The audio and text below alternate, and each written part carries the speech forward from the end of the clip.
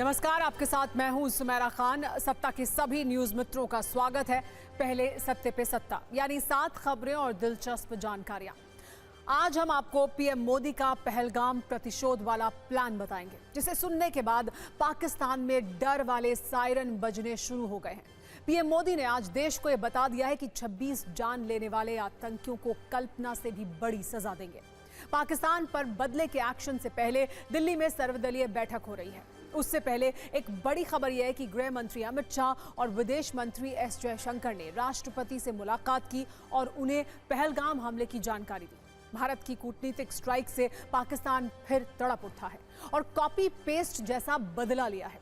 NSA और PM की meeting के बाद पाकिस्तान ने फैसला किया है कि वो वाघा बॉर्डर को बंद करेगा। उसने भारत के साथ व्यापार पर भी रोक लगा दी है। इसके अलावा भारत द्वारा सिंधु जल समझौता स्थगित करने का दर्द भी पाकिस्तान को महसूस हो रहा है और बदले में उसने 1972 का शिमला समझौता तोड़ने की धमकी दी है। वैसे ये दोनों समझौते क्या हैं और अगर ये खत्म हुए तो असर क्या होगा, इसे समझिएगा। बड़ी खबर यह है कि भारत पाकिस्तान पर जवाबी हमले से पहले बड़ी कूटनीतिक तैयारी कर रहा है। भारत ने अमेरिका और रूस समेत 20 देशों के राजनयिकों को पहलगाम आतंकी हमले की जानकारी दी है। एक और खबर जिससे यह आशंका है कि अगले कुछ घंटे में भारत पाकिस्तान पर कोई बड़ा एक्शन लेने जा रहा है। कल army chief general Upendra Dwivedi Srinagar के दौरे पर जा रहे हैं। मंगलवार को दिल्ली में रक्षा मंत्री और एनएसए के साथ सीडीएस और तीनों सेनाओं के प्रमुख भी बैठक हुई थी। और आज हम आपको एक हैरान करने वाला वीडियो भी दिखाएंगे, जिसमें सवाल है, क्या पाकिस्तान उच्चायोग में पहलगाम हमले का जश्न केक काटकर मनाया गया है? जब एक कर्मचारी के हाथों में केक देखकर यह सवाल पूछा गया तो देखिएगा क्या हुआ। लेकिन सबसे पहले सत्ता की शुरुआत प्रधानमंत्री मोदी के उस शब्दकोश के साथ जो इस वक्त भारत से ज्यादा पाकिस्तान में ट्रेंड कर रहा है और डर का माहौल है वहां।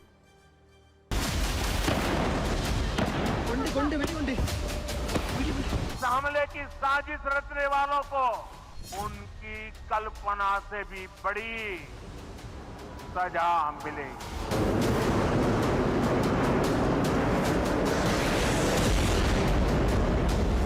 आतंकियों की बची खुची जमीन को भी मिट्टी में मिलाने का समय आ गया है।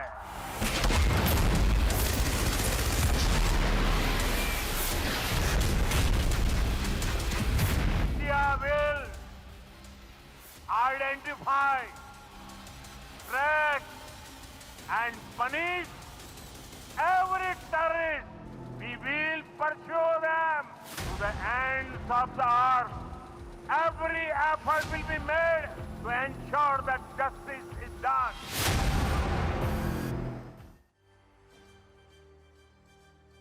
पहलगाम में हुए नरसंहार के बाद जिस सवाल का जवाब पूरा देश जानना चाहता है, वो ये कि भारत 26 मौत का बदला पाकिस्तान से कब और कैसे लेगा।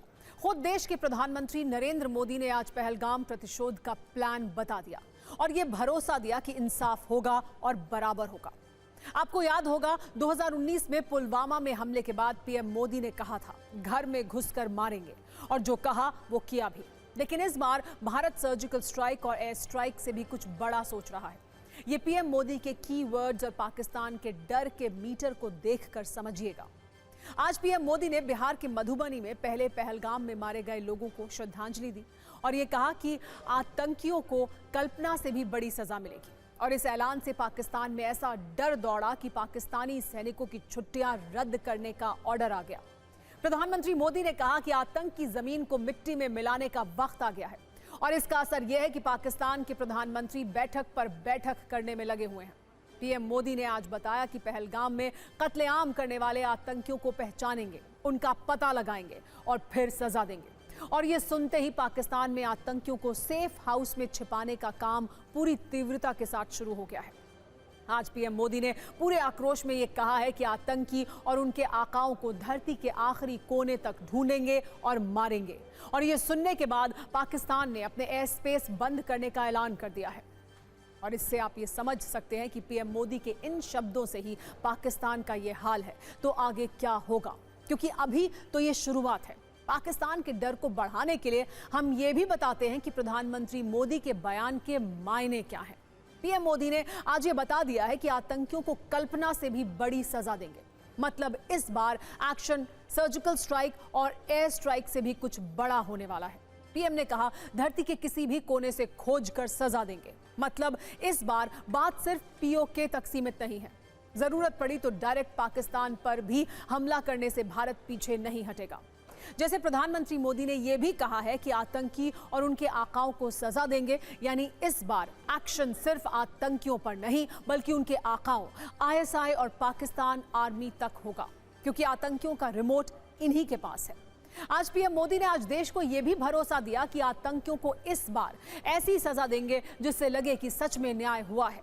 मतलब इस बार आतंकियों के गुर्गे नहीं बल्कि उनके कैप्टन मारे जाएंगे और इसमें कई बड़े नाम शामिल हो सकते हैं। हम आपको प्रधानमंत्री मोदी के बयान वाली वो रील दिखाते हैं जिसे पाकिस्तान में घुमा घुमा कर देखा जा रहा है।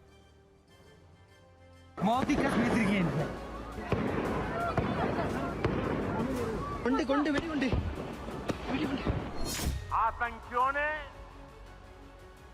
मासूम देशवासियों को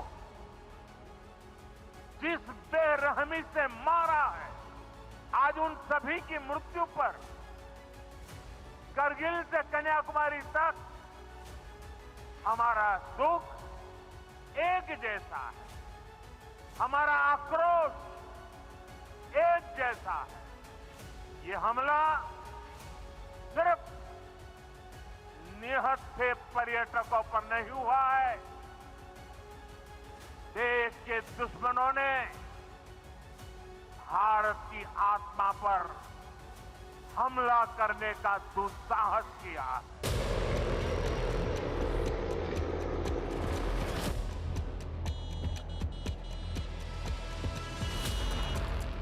मैं बहुत स्पष्ट शब्दों में कहना चाहता हूं, जिन्होंने ये हमला किया है उन आतंकियों को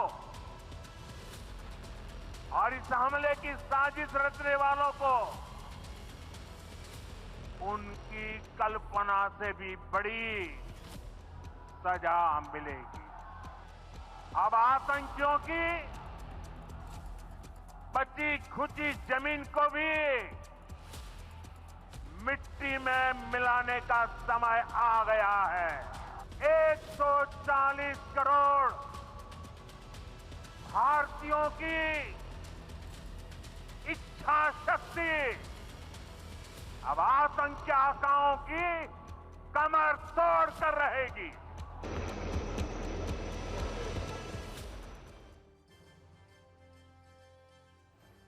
आज प्रधानमंत्री मोदी का बदले वाला ये बयान बहुत अलग था, जो आपने पुलवामा हमले के बाद नहीं देखा होगा, लेकिन आज इसे लोगों ने नोट किया है।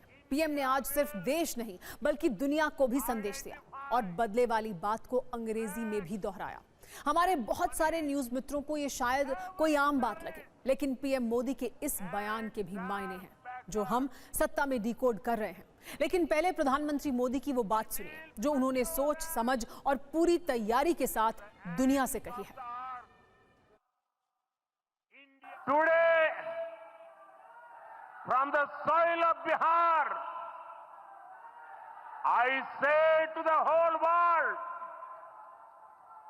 India will identify, track and punish every terrorist and their backers. We will pursue them to the ends of the earth. India's spirit will never be broken by terrorism. Terrorism will not go unpunished. Every effort will be made to ensure that justice is done. The entire nation is firm in this resolve. Everyone who believes in humanity is with us. I thank the people of various countries and their leaders who have stood with us in these times. अब हम आपको ये समझाते हैं कि PM Modi ने पहलगाम के प्रतिशोध वाली बात को अंग्रेजी में क्यों कहा। पाकिस्तान की गोद में खेलने वाले आतंकियों ने पहलगाम में जिस तरह से 26 जान ली, नाम पूछकर लोगों को मारा गया और देश को जख्म दिया, उससे लोगों में आक्रोश है और ये गम और गुस्सा देखकर ये तय है कि भारत इसका बदला लेगा। आज पीएम मोदी ने जब बदले वाली बात कही तो उसे अंग्रेजी में भी दोहराने के पीछे कुछ संभावनाएं हैं। पहली संभावना, दुनिया को यह मैसेज देने की कोशिश है कि यह भारत की आत्मा पर हमला है और इसका बदला जरूरी है। दूसरी संभावना, पीएम मोदी ने दुनिया को यह बता दिया कि भारत अपने हिसाब से कार्रवाई करेगा, यानी भारत पाकिस्तान से बदला लेगा और बेहतर है कि कोई तीसरा देश इसमें दखल ना दे। पीएम मोदी ने दुनिया को एड्रेस करके शायद ये भी बताने की कोशिश की है कि भारत इस बार यूनाइटेड नेशन का कोई ज्ञान सुनने के मूड में नहीं है और ना ही मानवाधिकार वाली कोई दुहाई इस बार भारत पर असर करने वाली है। पाकिस्तान के आतंकियों ने इस बार जो किया है, इसका इंतकाम उन्हें और उनके आकाओं को मिट्टी में मिला कर लिया जाएगा और दुनिया जानती है कि आतंकियों का बिग बॉस पाकिस्तान ही है। जाहिर है भारत इस बार बड़े एक्शन की तैयारी में है, जिससे पाकिस्तान कांप रहा है। बालाकोट एयर स्ट्राइक के वक्त पाकिस्तान के एक सांसद ने भरी संसद में पाकिस्तान के डर को जाहिर कर दिया था। सांसद अयाज सादिक ने कहा था कि भारत के डर से उस वक्त के विदेश मंत्री शाह महमूद कुरैशी की टांकें कांप रही थी, माथे पर पसीना था। ठीक वैसा ही हाल इस वक्त शहबाज शरीफ और असीम मुनीर का है। पाकिस्तान को सर्जिकल स्ट्राइक और एयर स्ट्राइक वाले ही बुरे सपने आ रहे हैं। पाकिस्तान की सरकार से लेकर सेना तक में दहशत का माहौल है। भारत के डर से कांपते पाकिस्तान ने पैनिक बटन दबा दिया है। वहां आर्मी और एयरफोर्स को हाई अलर्ट पर रखा गया है। शहबाज की सत्ता आतंकियों की सुरक्षा को लेकर टेंशन में है। भारत के डर से अब आतंकी कैंपों को खाली कराया जा रहा है। हालात यह है कि आर्मी चीफ आसिम मुनीर अपने कमांडर्स के साथ मीटिंग पर मीटिंग कर रहे हैं। पाकिस्तान को यह डर है कि भारत किसी भी वक्त हमला कर सकता है। ये डर इतना ज्यादा है कि पाकिस्तानी सेना ने अपने सैनिकों की छुट्टी रद्द कर दी है। सभी सैनिकों को ड्यूटी पर वापस लौटने का आदेश दिया गया है। एलओसी पर सैनिकों की संख्या बढ़ाई गई है। एयर स्ट्राइक के डर से पाकिस्तानी एयरबेस पर विमानों की तैनाती बढ़ाई जा रही है। कराची से 18 फाइटर जेट्स को रावलपिंडी और लाहौर भेजा गया है। लाहौर और रावलपिंडी एयरबेस भारतीय सीमा के नजदीक है। पाकिस्तान के सभी एयरबेस अलर्ट मोड में हैं। 20 फाइटर जेट स्क्वाड्रन को भी हाई अलर्ट पर रखा गया है। डर का आलम यह है कि पाकिस्तानी एयरफोर्स के चीफ खुद एयरबेस पर पहुंच गए हैं। हमारे हाथ पाकिस्तान के फाइटर जेट्स के मूवमेंट का सैटेलाइट डेटा लगा है। आप सैटेलाइट डेटा में देख सकते हैं कि कराची के सर्दर्न एयर कमांड से इन फाइटर जेट्स ने नॉर्थ में लाहौर और रावलपिंडी की तरफ मूव किया है। ये इस बात का सबूत है कि शहबाज शरीफ और आसिम मुनीर की धड़कनें बढ़ी हुई हैं। इस बीच भारत ने एक ऐसा कदम उठाया है जिससे पाकिस्तान को सदमा लगा है। भारत ने बीच समंदर से आसमान में मिसाइल उड़ाई, जिसने एक निश्चित दूरी पर जाकर टारगेट को सटीक हिट किया। ये निशाना समंदर में साधा गया, लेकिन इसकी आंच इस्लामाबाद को भी महसूस हुई होगी। इंडियन नेवी ने आईएनएस सूरत से ये मिसाइल टेस्ट किया। समंदर में भारत के इसी रणनीतिक कौशल के बाद पाकिस्तान सहमा हुआ है। पाकिस्तान में अलग ही चर्चा हो रही है। क्या भारत अब समंदर से हमला करने वाला है? इसी को देखते हुए अरब सागर में पाकिस्तानी नेवी को अलर्ट किया गया है। पाकिस्तान ने लाइव फायरिंग की वार्निंग दी है। पाकिस्तान नेवी की ओर से वॉर ड्रिल शुरू की गई है। पाकिस्तान इतना डरा हुआ है कि अरब सागर में नो फ्लाई जोन घोषित किया है, लेकिन भारत की तैयारी भी फुल प्रूफ है। अरब सागर में भारतीय एयरक्राफ्ट कैरियर विक्रांत आगे बढ़ रहा है। इंडियन नेवी भी वॉर अलर्ट मोड में है। अब पाकिस्तान के टीवी चैनलों में भी एक्सपर्ट्स यही बहस कर रहे हैं कि आखिर इस बार भारत क्या करने वाला है।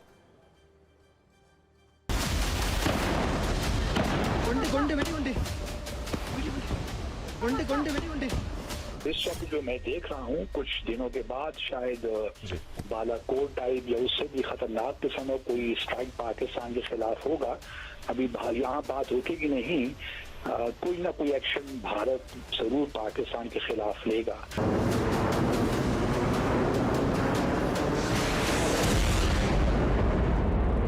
पाकिस्तान ने कई फैसले लिए हैं।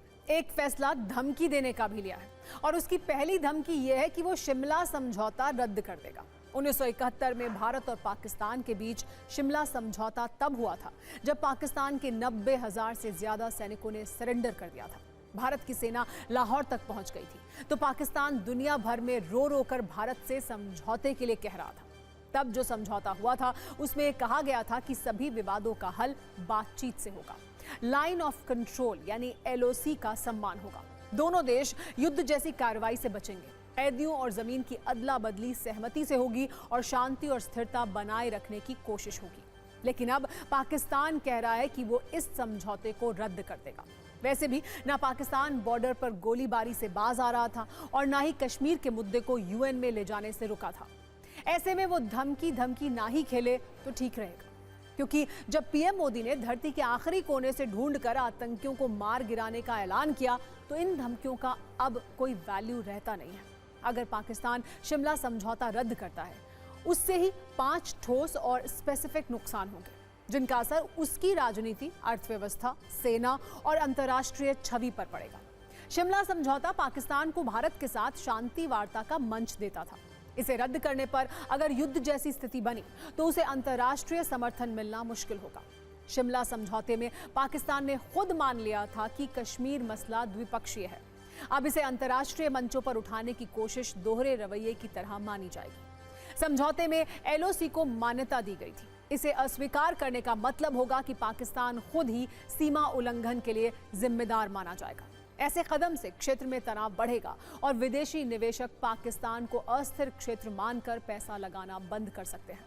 शांति समझौते के बिना भारत पर जवाबी कार्रवाई से जुड़ा अंतर्राष्ट्रीय दबाव नहीं रहेगा। इससे पाकिस्तान की सीमा पर सैन्य जोखिम बढ़ जाएगा। पाकिस्तान ने इस बार वो गलती कर दी है जो उसके अंत की शुरुआत करने वाली है। आतंकवादी हमलों के बाद भारत ने अब तक पाकिस्तान को सर्जिकल स्ट्राइक और एयर स्ट्राइक वाला संदेश तो दिया था, लेकिन पाकिस्तान ऐसा देश है जो आसानी से नहीं सुधर सकता। इसलिए इस बार सर्जिकल स्ट्राइक और एयर स्ट्राइक से आगे का एक्शन होगा और ये एक्शन पाकिस्तान के लिए कयामत लाने वाला होगा। 2016 में जब पाकिस्तानी आतंकवादियों ने उरी में हमला किया था तो भारत ने जवाब में सर्जिकल स्ट्राइक की। 3 वर्ष तक तो पाकिस्तानी आतंकी चुप रहे, सदमे में रहे, लेकिन 2019 में उन्होंने फिर से पुलवामा में अटैक कर दिया। इस बार भारत ने ज्यादा बड़ा हमला किया, बालाकोट में एयर स्ट्राइक की। इसमें कई 100 आतंकी मारे गए। करीब 6 वर्षों तक पाकिस्तानी आतंकी फिर चुप रहे और 2025 में उन्होंने फिर आतंकी हमला कर दिया।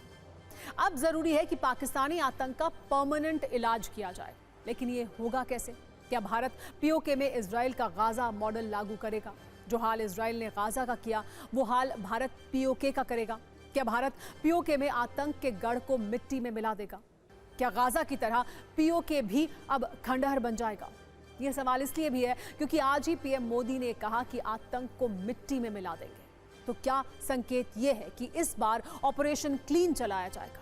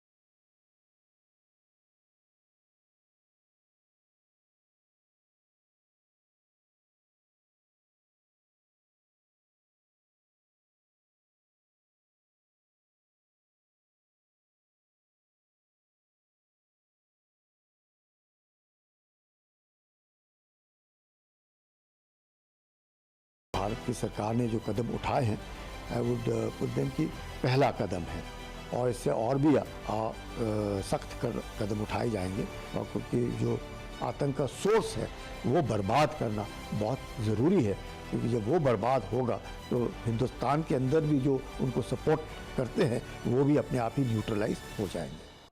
एक तरफ पाकिस्तान पर कल्पना से ज्यादा बड़े एक्शन की तैयारी है, तो दूसरी तरफ उन पाकिस्तान की सीमा पार कर पहलगाम में घुसने वाले छुटभैया आतंकियों पर भारतीय फोर्स कहर बनकर टूट रही है। पूरे जम्मू कश्मीर में सर्च ऑपरेशन चल रहा है। हमला करने के बाद पाकिस्तानी आतंकी कैसे बिल में छिप गए हैं, वहां क्या स्थिति हुई है, इसे TV9 भारतवर्ष की एक्सक्लूसिव रिपोर्ट से आप भी समझिए।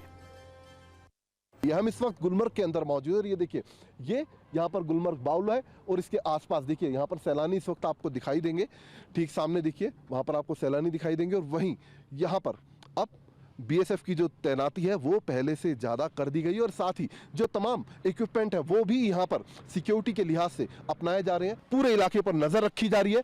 खुद डिप्टी कमांडेंट जो है BSF के अभिनव अत्रे जी हमारे साथ मौजूद हैं। सर, किस तरीके से आप नज़र रख रहे हैं यहाँ पर, क्या बदलाव किए गए हैं सिक्योरिटी में सर इस हमले के बाद? जी, ये जो दुर्भाग्यपूर्ण हमला पहलगाम में हुआ है उसके बाद में हमने सर्विलांस को और बढ़ा दिया है, जो पहले भी था, बट टूरिस्ट के मन में जो एक सुरक्षा की भावना को और बेहतर बनाने के लिए हमने ड्रोन्स, दिन रात हम ड्रोन से नज़र रख रहे हैं।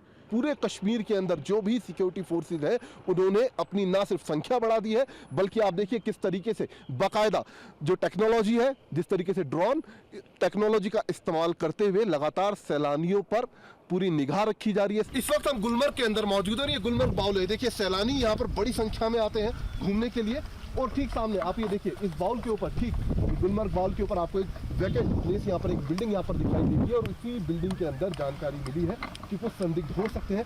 तो लिहाजा देखिए किस तरीके से जो BSF के जवान हैं वो यहाँ पर कॉम्बैट कॉम्बिंग करते हुए आपको दिखाई देंगे। किस तरीके से सर्च ऑपरेशन यहाँ पर किया जाएगा। देखिए टीम इस वक्त घर के अंदर जाते हुए आप साफ तौर पर देख सकते हैं, बाकायदा पहले चेक किया जा रहा है कि क्या कोई अंदर तो मौजूद नहीं। और ये देखिए किस तरीके से दो की टुकड़ियों में जो जवान है वो लगातार अंदर जाते हुए, अंदर झांकते हुए देखे जाएंगे। और ये देखिए किस तरीके से बाकायदा घर के चप्पे चप्पे की सघन जांच इस वक्त BSF के जवानों के द्वारा की जाएगी। ये गुलमर्ग की तस्वीरें हैं।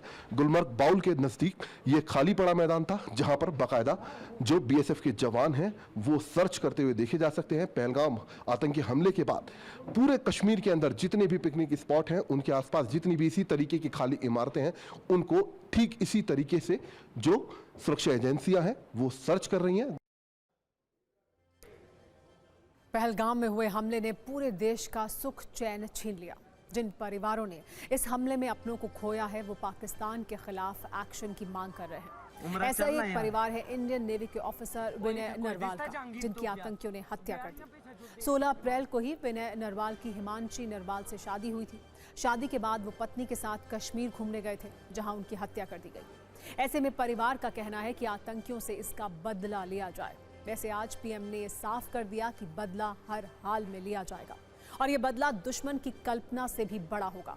ये किसी बड़े सैन्य एक्शन के साफ संकेत है। हालांकि भारत का ये सैन्य एक्शन कब होगा, कैसे होगा, ये साफ नहीं है, लेकिन इतना साफ है कि इस बार आतंक का संपूर्ण नाश होगा। जिन परिवारों ने अपनों को खोया है वो भी यही चाहते हैं। आतंकवाद को अगर मिटाना है तो इसके लिए सरकार से यही मेरा कहना है कि कोई बहुत कठोर कदम उठाना चाहिए, जिससे कि इस आतंकवाद को एक बार ऐसा कठोर कदम उठा के समूल नष्ट कर दिया जाए, जिससे फिर कभी दोबारा ऐसी घटनाएं ना हो।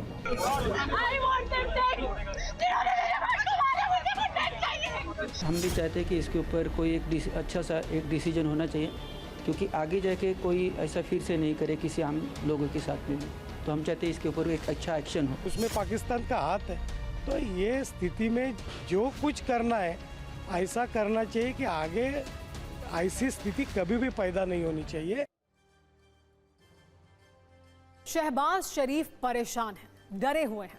जनरल मुनीर की मिलिट्री युद्ध के डर से बिखरी पड़ी है, लेकिन यह डर और दुख कुछ दिनों में और बढ़ने वाला है। पहले से दाने दाने को मोहताज पाकिस्तान अब पानी के लिए तड़पने वाला है, क्योंकि कल भारत ने पाकिस्तान की सबसे बड़ी वाटर सप्लाई रोक दी है। भारत ने कल पाकिस्तान के साथ हुए सिंधु जल समझौते को स्थगित कर दिया था। ये कितना बड़ा फैसला है, इसे ऐसे समझिए कि भारत और पाकिस्तान के बीच 1960 में सिंधु जल समझौता हुआ था। उसके बाद 1965 और 1971 का युद्ध हुआ। 1971 में पाकिस्तान के 2 टुकड़े हुए। 1999 में करगिल वॉर हुआ। लेकिन सिंधु जल समझौते पर रोक नहीं लगाई गई। यानी युद्ध के समय भी भारत ने इस बात का ख्याल रखा था कि दुश्मन प्यासा ना मरे। लेकिन इस बार पाकिस्तान आतंक के मैदान में हद से ज्यादा आगे बढ़ चुका है, इसलिए इस बार उसका गला सुखाने का इंतजाम किया गया है। इस बार संकेत साफ है कि पाकिस्तान के आतंकवादियों को तो जवाब मिलेगा ही।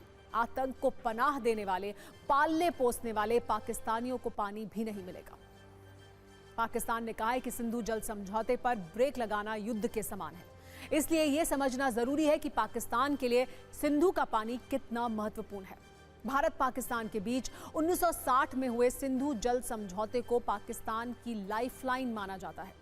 पाकिस्तान की करीब 21 करोड़ से ज्यादा की आबादी पानी की जरूरतों को पूरा करने के लिए सिंधु और उसकी 4 सहायक नदियों पर निर्भर रहती है। पाकिस्तान में खेती की 90% जमीन यानी 4.7 करोड़ एकड़ एरिया में सिंचाई के लिए पानी सिंधु नदी से ही मिलता है। पाकिस्तान की नेशनल इनकम में एग्रीकल्चर सेक्टर की हिस्सेदारी 23% है। इससे 68% ग्रामीण पाकिस्तानियों की जीविका चलती है। पाकिस्तान के मंगल और तारबेला हाइड्रो पावर डैम को पानी नहीं मिल पाएगा। इससे पाकिस्तान के बिजली उत्पादन में 30% से 50% तक की कमी आ सकती है। अब आंकड़ों से और आगे बढ़ते हैं और एक स्टेप आगे बढ़कर यह समझिए कि आम लोगों पर इसका कैसे सीधा असर पड़ने वाला है। सिंधु जल समझौते के स्थगित होने से पाकिस्तान में खाद्य उत्पादन में गिरावट आ सकती है, जिससे लाखों लोगों के सामने भूख का संकट पैदा हो सकता है। पंजाब और सिंध के कई इलाकों में पीने का पानी सिंधु बेसिन से ही आता है। लोगों को पानी के लिए संघर्ष करना पड़ सकता है। पाकिस्तान के कई hydro power projects Sindhu basin पर हैं। पाकिस्तान के कई शहरों पर ब्लैकआउट का खतरा मंडरा रहा है। पाकिस्तान की शहरी वाटर सप्लाई रुक जाएगी, जिससे वहां अशांति फैल सकती है। पानी की कमी से फसलों पर असर होगा, जिससे अनाज और सब्जियों की कमी हो सकती है। खेती और बिजली से जुड़े सेक्टर ठप हुए तो पाकिस्तान की अर्थव्यवस्था पर इसका बुरा असर होगा। पानी का फ्लो अगर भारत कंट्रोल करेगा तो कभी अचानक बाढ़, कभी सूखा, दोनों का खतरा रहेगा। कुल मिलाकर पाकिस्तान की जनता बड़ी परेशानी में फंसने वाली है। उसे पता नहीं है कि पाकिस्तानी सेना, उसके आतंकी नेटवर्क और आर्मी के गुलाम नेताओं ने उसे कैसे संकट में डाल दिया है। भारत के एक्सपर्ट से इसको अब तक बड़ी सैन्य कार्रवाई मान रहे हैं। हूटर बच चुका है, यानी सत्ता में आज का वक्त खत्म हो गया है। कल शाम 7 बजे आपसे एक बार फिर मुलाकात होगी।